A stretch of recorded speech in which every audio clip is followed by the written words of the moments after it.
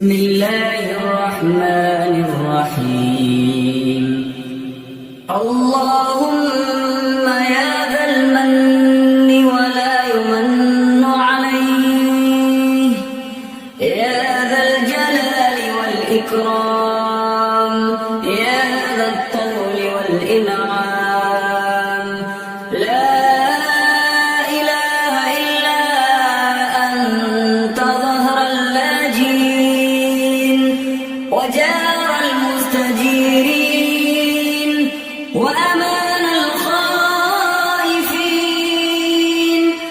اللهم إن كنت كتبتني عندك في الكتاب شقيا أو محروما أو مطرودا أو مقدرا علي في الرزق، فامح اللهم بفضلك شقاوتي وحرماني وطردي وإقتال رزقي، وثبتني عندك في الكتاب سعيدا مرزوقا موفقا للخيرات، فإنك قلت وقولك الحق في كتابك المنزل على لسان نبيك المرسل،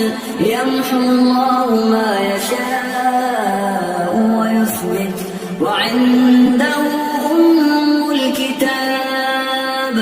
إلهي بالتجلي الأعظم في ليلة النصف من شهر شعبان المكرم التي يفرق فيها كل أمر حكيم ويبرم، أن تكشف عنا من البلاء والبلوى ما نعلم وما لا نعلم، وأنت به أعلم، إنك أنت الأعز الأكرم.